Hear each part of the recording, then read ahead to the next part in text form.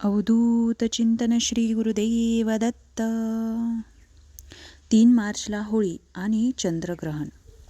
चंद्रग्रहण तर आहेच, पण त्यानंतर लागूनच येत आहे करीदिन. करीदिन आहे करीदिन 4 मार्चला. यावर्षी 3 मार्चला एक अत्यंत विशेष योग येत आहे. यावेळेला आपण जी होलिका पूजन आहे ते आपण करणार आहोत 3 मार्चला. आणि होलिका पूजन आहे 2 मार्चला आणि 3 मार्चला आहे धुलिवंदन. धुलिवंदनमध्ये प्रस्तोदित खग्रास चंद्रग्रहण आपल्याकडे होणार आहे. त्यामुळे धुलिवंदन आणि करीदिन यांचा तो योग इथे जुळून आलेला आहे. तर या दिवशी चंद्रग्रहण हा शुभ आहे की अशुभ आहे, गर्भवती महिलांनी या वेळेला काय काळजी घ्यायची आणि दुसऱ्या दिवशी म्हणजे करीदिनीला काय करावे किंवा काय करू नये, आजचा हा व्हिडिओ शेवटपर्यंत बघा. कारण शेवटी मी एक अशी चूक तुम्हाला सांगणार आहे की जी सर्रास सर्वजण त्यांच्या आयुष्यामध्ये केलेली असते किंवा तुम्ही जर हा व्हिडिओ बघणार असाल तर तुम्ही ही चूक डेफिनेटली करणार नाही आहे. तर होळीमध्ये फक्त आपण रंग वगैरे साजरे करतो ते एक वेगळी गोष्ट आहे.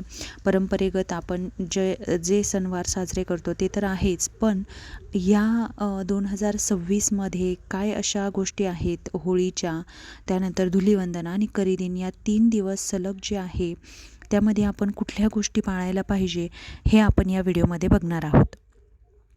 तर चंद्रग्रहण कधी सुरू होतं आहे, कधी संपतं आहे, याची प्रत्यक्ष वेळ किंवा ग्रहणाचा सूतक काळ हा काय असतो.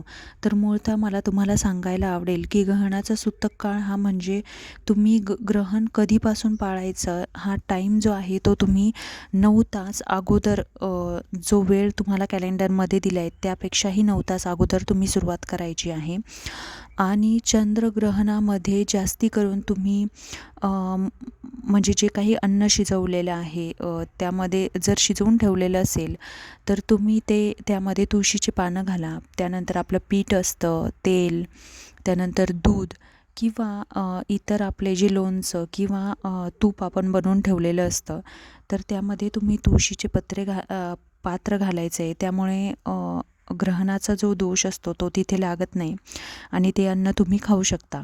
पण ग्रहण काळामध्ये अन्न तुम्ही शिजवू नका.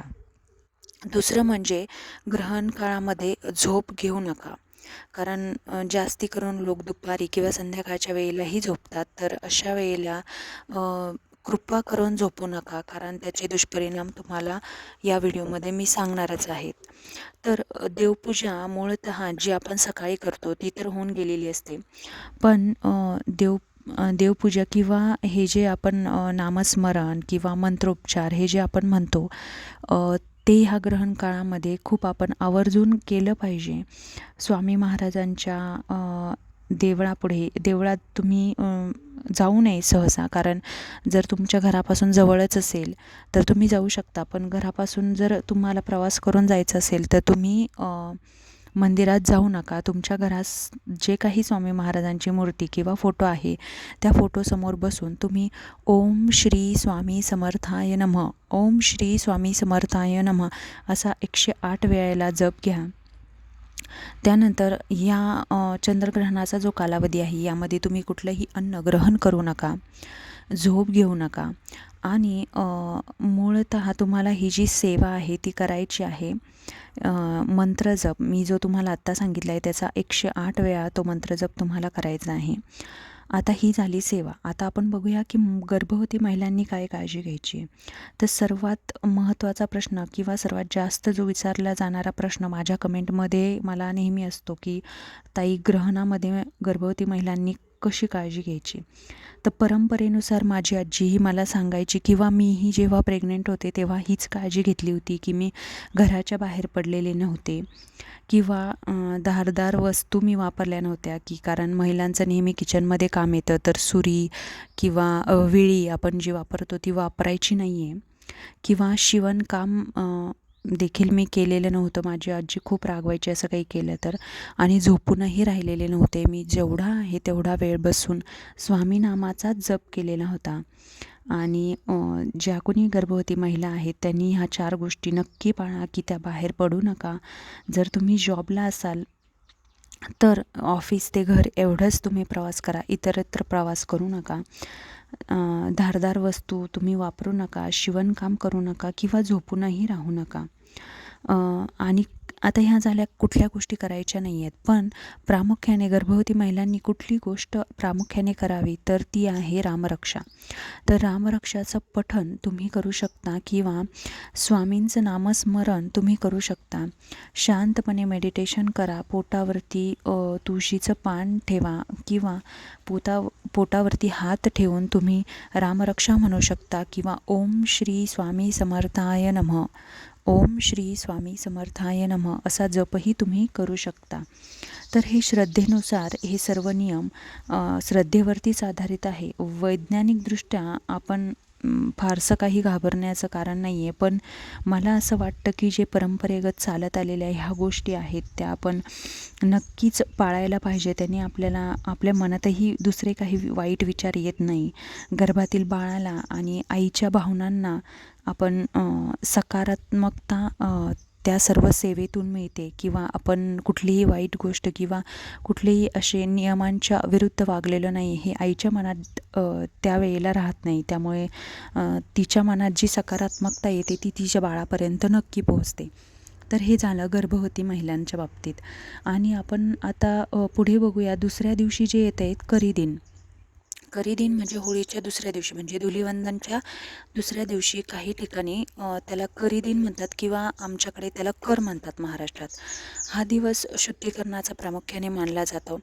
तर करीदिनाच्या दिवशी तुम्ही घराची साफसफाई करा. होळीची जी राख आहे त्याचा एक व्हिडिओ मी पहिलेच बनवला आहे की ती राखेचं काय करायचं असतं, कुठे ठेवायची असते किंवा काय करू नये त्या राखेचं. म्हणजे आपण जे म्हणतो की तुम्ही राख कुठेही टाकली तरी चालते, पण असं नाही आहे. मी त्याचा एक सेपरेट व्हिडिओ बनवला आहे. तर साफसफाई केली पाहिजे खरेदीच्या दिवशी. होळीची राख त्या दिवशी कपाळाला लावतात. स्नान करून नवीन सुरुवात असं म्हणतात की करावी.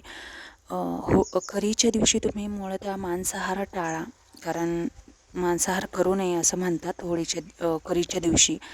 आणि करीच्या दिवशी कोणताही तुम्ही जे शुभ काम असते त्याची सुरुवात पण करू नका, कारण त्याला आपण म्हणतो की कर लागते. तर त्या दिवशी देखील तुम्ही कर येईल असं कुठलंही काम तुम्ही सुरुवातीला करू नका करीच्या दिवशी म्हणजे उद्या.